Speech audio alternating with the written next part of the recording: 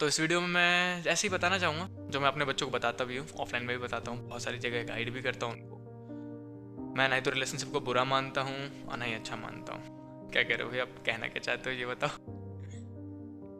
देखो, everything has a specific time, right.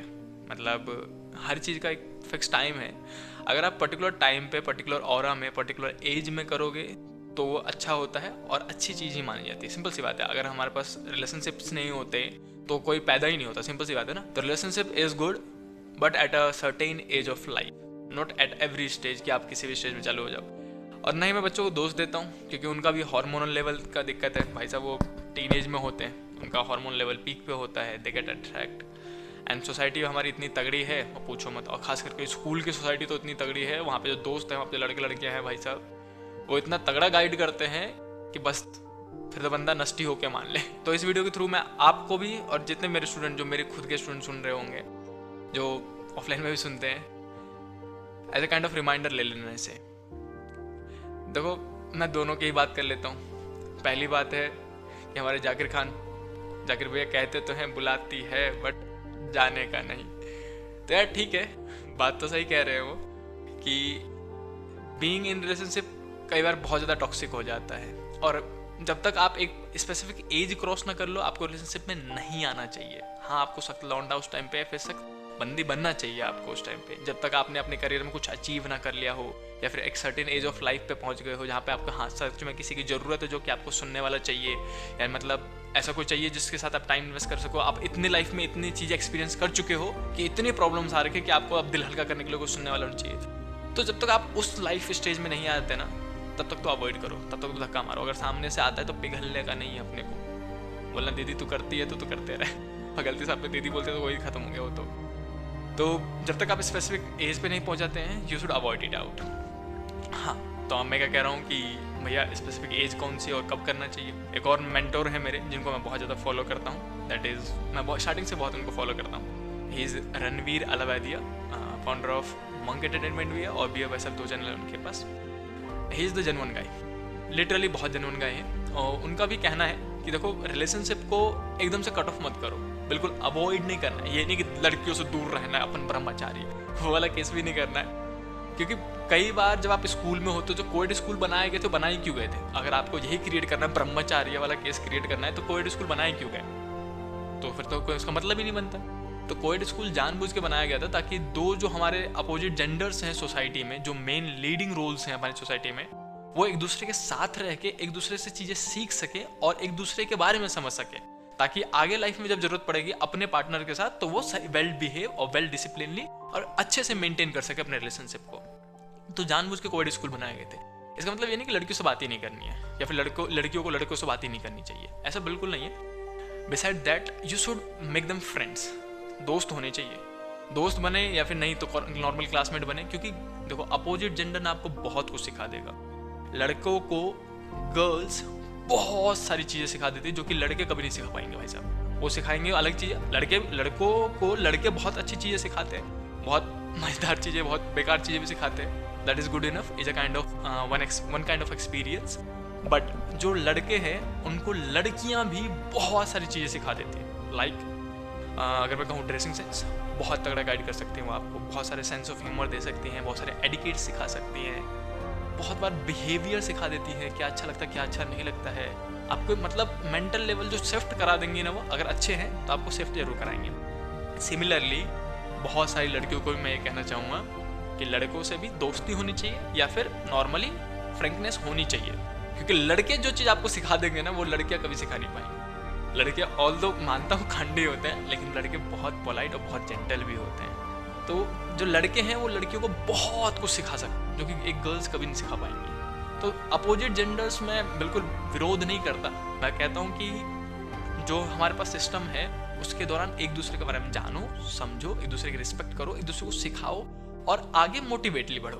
अब ये नहीं कि भाई साहब निब्बा निब्बे की तरह लग गए आशिकी करने में, हद मचा रखी है यार।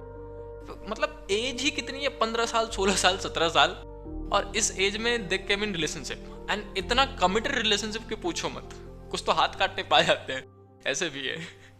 तो यार एट दिस एज जब आप रिलेशनशिप में आए हो ना, छोटे बच्चों के तौर पे, मैं तो कहता हूँ इवन 25 से पहले तो रिलेशनशिप में आना ही नहीं चाहिए। अगर आपने अपनी लाइफ के 25 साल नहीं गुजार लिए हैं, मैं एक जनरल नोटेशन बता रहा हूँ, जरूरी नहीं कि 25-24 भी हो सकता है, 23 भी 22 भी हो सकता है, लेकिन मैं मेन मुद्दा ये है कि जब तक आप 25 में, जानबूझ के कह रहा हूँ कि 25 तक आते आते आप लाइफ में इतना कुछ एक्सपीरियंस कर जाते हो, इतना कुछ मतलब अपनी बॉडी पे कंट्रोल करना, अपने इमोशंस पे कंट्रोल करना, अपनी लाइफ में बहुत सारी चीज़ एक्सपीरियंस कर लेना, जिस जगह में आपके पास भर जाते हो आप पूरे। और आपको तब कोई हो सकता है कि सुनने वाला चाहिए होगा, किसी के साथ टाइम स्पेंड करने वाला चाहिए होगा, कोई ऐसा चाहिए होगा जो आपके साथ बगल में बैठे एंड आप चीज़ें शेयर कर सको जिसके साथ, चाहे वो मतलब काइंड ऑफ कॉटेसी हो, काइंड ऑफ ट्रॉमाज हो आपके, या फिर जो भी चीज़ आपके पास है वो आप शेयर कर सको। हो सकता है कि उस एज में आपको चाहिए होगा, तो that is well and good, मिल जाते हैं लोग। और उस टाइम तक आप बहुत मैच्योर हो चुके होते हो, आपको अपने ऊपर कंट्रोल भी पता होता है, आप अपनी बाउंड्रीज जानते हो, आप अपने ऊपर अपने इमोशंस को कंट्रोल कर सकते हो, आप सामने वाले की टाइम की रिस्पेक्ट करते हो और सामने वाले की हेल्प करते हो बदले में, अगर उसने आपकी हेल्प की है तो at that stage it's good enough. तब तो मैं बिल्कुल मन नहीं करता, तब तो यू शुड हैव समवन, क्योंकि आप बहुत सारी चीज़ें अपने मेल फ्रेंड से भी नहीं कह सकते, बहुत सारी चीज़ें आप अपने घर वालों से नहीं कह सकते, बहुत सारी चीज़ें अपने बहनों से नहीं कह सकते, भाइयों से नहीं कह सकते, तो यू नीड समवन, सिंपल सी बात है।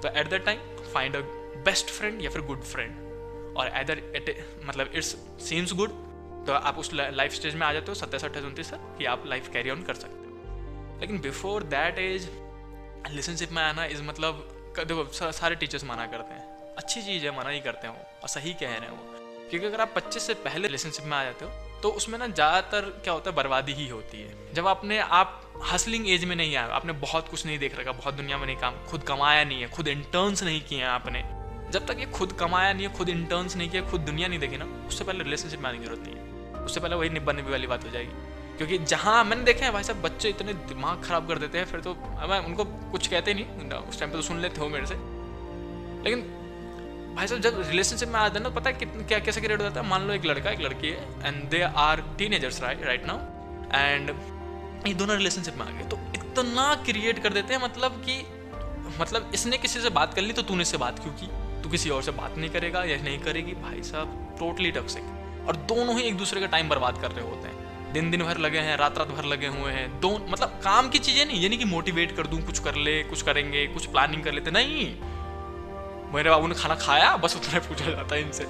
तो पूरा टाइम जो मोस्ट इंपॉर्टेंट टाइम है करियर के लिए, वो बर्बाद कर बैठते हैं ये तो। देखो एक मैच्योर रिलेशनशिप में टाइम इन्वेस्टमेंट होती है, उस टाइम इन्वेस्टमेंट में होता क्या है कि दोनों रिलैक्स हो जाते हैं, दोनों शांत हो जाते हैं, दोनों फिर एक दूसरे को मोटिवेट कर देते हैं and they leading their career again, but in this case they are destroying their, मतलब both of them are destroying each other, जो कि नहीं करना चाहिए। इसलिए मैं जितने भी स्टूडेंट में से सुन रहे हैं अभी, जितने मेरे स्टूडेंट, जितने भी आप सब हो, जितने भी हो, अगर आप अपनी लाइफ में कमाना स्टार्ट नहीं कर दिया ना, या फिर आप एक पर्टिकुलर एज में नहीं पहुंच गए, स्पेसिफिक हसल्स में नहीं पहुंच गए हो, उससे पहले तो रिलेशनशिप में नहीं आना चाहिए। अपने करियर पे ध्यान दो, क्योंकि आपके करियर बनाने के लिए आपके माँ बाप थे जिन्होंने आपके बचपन से लेकर अभी तक घिसा है, बचपन से लेके वो अभी तक घिस रहे थे। अब जब आपकी वज्जी आई है, जब आप कुछ करके दिखा सकते हो, तब आप रिलेशनशिप में पढ़ रहे हो, तो सोचो उनका इतने सालों का कर्जा कैसे उतारोगे। तो पहले उनके लिए कुछ कर लो, हाँ एक स्पेसिफिक चीज़ें गेन कर लो, उनको एक लाइफ दिखा दो, उनको सेटलमेंट दिखा दो, उनको उनका जो काम है वो छुड़वाओ। यार हो गया, जब आप इस एज में आ जाते हो ना, 20, 21, 22, 23, 24, 25 के एज में, तो आपके मम्मी पापा बूढ़े हो चुके होते हैं, क्योंकि वो बचपन से ही काम कर रहे थे हमारे लिए, घर बना रहे थे, पैसे जमा कर रहे थे, हर रोज़ खाना ला रहे थे, हमारी मांगें पूरी कर रहे थे। तो जब आप इस एज में आते हो ना, मैं तो कहता हूँ हर बच्चे को चाहे लड़का चाहे लड़की है, 20 के बाद उनको इंटर्न करना स्टार्ट कर देना चाहिए। They should start earning. ये इंडियन में ना, एक तो हमारी फैमिली में ये भी होता है कि भाई साहब माता पिता कहते हैं पैसे हम लाएंगे, तू जहाँ मर्जी जो मर्जी कर, तू पढ़ाई कर, तो 25 तक पढ़ाई कर, तो 30 तक पढ़ाई कर, पैसे हम लाएंगे। लेकिन मैं कहता हूँ बच्चे, आप तो समझदार हो, आपको तो आपके घर की कंडीशन दिखती होगी ना, आपको तो पता है कि आपके पापा कहाँ से पैसे लाते हैं, आपकी मम्मा कहाँ से पैसे लाती हैं। तो after 20 you should start earning. मैं तो कहता हूँ जितनी जल्दी हो सके स्टार्ट अर्निंग कर दो, क्योंकि एक्सपीरियंस मिलना चाहिए, आपको पता होना चाहिए कि पैसे कितनी मुश्किल से आते हैं, और जो बहुत सालों से आपके लिए घिसे जा रहे हैं उनका भी थोड़ा बहुत तो शायद आपको पेन महसूस हो कि कितना मुश्किल होता है वो चीज़ें करना। तो पहले उनके लिए कुछ करो। हाँ, अगर देखो सिंपल सी बात है, हर कोई, चाहे आप सुंदर दिखते हो, काले हो, गोरे हो, पीले हो, नीले हो, कोई फ़र्क नहीं पड़ता। आपके पास डिस्ट्रैक्शंस आएंगे आपके टीनेज में, लोग आएंगे ही, सामने से कई बार प्रपोजल आ जाता है, तो उस टाइम पे जाकिर भैया की बात सुन लो और बी अ सख्त लौंडा या फिर सख्त बंदा या फिर बंदी उस टाइम पे अवॉइड करो, मान जाओ। और जब आप स्पेसिफिक एज क्रॉस कर लो तब आपको मिल जाएंगे, लोग भी मिलेंगे, ऐसी बात नहीं है कि ये नहीं मिलेगी वगैरह नहीं होगा। कुछ लोगों का ये भी होता है कि यार ये नहीं मिलेगा, अरे इससे अच्छे मिलेंगे यार। 100-150 करोड़ की आबादी है इंडिया की यार, बताओ इंडिया जैसे देश में तुम्हें मतलब अपना रिलेशनशिप ना मिले तो कहाँ मिलेगा। तो बीइंग रिलैक्स, जब तक आपने अपना कुछ करियर में अचीव ना कर लिया हो रिलेशनशिप में आने की जरूरत नहीं है। अगर अच्छे लोग मिले तो दोस्त बना लो, उन्हें दोस्त बनाओ, उनके साथ टाइम स्पेंड करो, उनसे सीखो, उनको जो चीज़ आपको अच्छी लगती है वो उनको सिखाओ, और दोनों ही म्यूचुअल, क्या कहते हैं उसको, म्यूचुअल इंटरेक्शन कहते हैं मेरे ख्याल से, जहाँ पे दोनों को बेनिफिट होता है। तो do that, but do not come in relationship, it will destroy your year. और एक बार साल बर्बाद हो गया ना तो भाई साहब सारे नहीं उठ पाते, याद रखना सारे के सारे। ये मत सोचना कि एक बार दिल टूट गया तो आईएएस बन जाऊंगा, क्योंकि सारे आशिक जिनका दिल टूटता है वो आईएएस नहीं बनता भाई साहब, कुछ ही होते हैं। और इतने तो आईएएस की सीट नहीं है जितने आशिकों के दिल टूटते हैं आजकल, हर रोज 300-400 के दिल टूटते हैं, तो इतने का आईएएस बन जाते हैं। तो ऐसा कुछ नहीं है कि दिल लगा के पहले तोड़ूंगा फिर आईएएस बनूंगा, ऐसा कुछ नहीं होता भाई, झूठ है ये सब। थोड़ा सा तो स्टैटिक्स लगा लिया करो कि इतने जो आशिक टूटे हैं वो सारे आईएएस बन जाएंगे। बिखर भी जाते हैं कुछ सेल्फ डाउट में आ जाते हैं, कुछ वहीं रह जाते हैं, कुछ को लगता है अब तो टाइम निकल गया। तो गिरो ही मत ना यार। और आए ना, अगर आपको भी किसी से प्यार हो जाए और या फिर सामने से कोई प्रपोजल आ जाए, तो उस टाइम पे जो आपके नज़र में आपसे बड़े मेंटोर होंगे आपके, जिनकी आप रिस्पेक्ट करते हो, जैसे कोई भी हो सकता है, भैया हो सकती हैं, दीदी हो सकती हैं, कई बार मदर फादर भी होते हैं, बहुत अच्छे दोस्त जिनसे आप बोल देते हो सीधे सीधे, कई बार ट्यूशन टीचर्स होते हैं जो आपके बहुत करीब रहते हैं, उनसे जाके बात करो, मम्मी पापा से बात करो, भैया दीदी से बात करो, अपने से बड़ों से गाइडेंस लो उस टाइम पे कि भैया ऐसा हो रहा है, मैं ऐसा नहीं करना चाहता, या फिर दीदी ऐसा हो रहा है, मैं ऐसा नहीं करना चाहता या नहीं करना चाहती हूँ। अब मन कभी कभी हो जाता है, फिसल जाता है, अब प्लीज़ गाइड करो और कुछ तो करो ताकि ये सब हटे सर पे से मेरे। Go for them, believe me, they will guide you, they will help you and you will move on. अब इसे हम बच्चों को फीड कर रहे होते हैं, स्टार्टिंग से ही फीड में दे रहे होते हैं कि मत करो, क्योंकि फ़िलहाल आप 11वीं में हो, 12वीं में, जो कि आपके मोस्ट क्रूशियल टाइम, मतलब इसमें अगर आपने अपने आप को घिसा नहीं ना, प्रेशर क्रिएट नहीं किया, अपने आप को प्रेशर झेलना नहीं सिखाया ना, तो लाइफ में फिर ये मौका कभी मिलेगा नहीं और आपको पता ही नहीं चलेगा कि आप किस चीज़ से वंचित रह गए। तो फाइनली एट द एंड मैं आपसे इतना कहूँगा कि बिफोर आपने खुद कमाना स्टार्ट कर दिया हो, खुद हसल करना स्टार्ट कर दिया हो, ज़िंदगी के एक पर्टिकुलर स्टेज में पहुँच गए हो, आपको रिलेशनशिप में आने की बिल्कुल ज़रूरत नहीं है।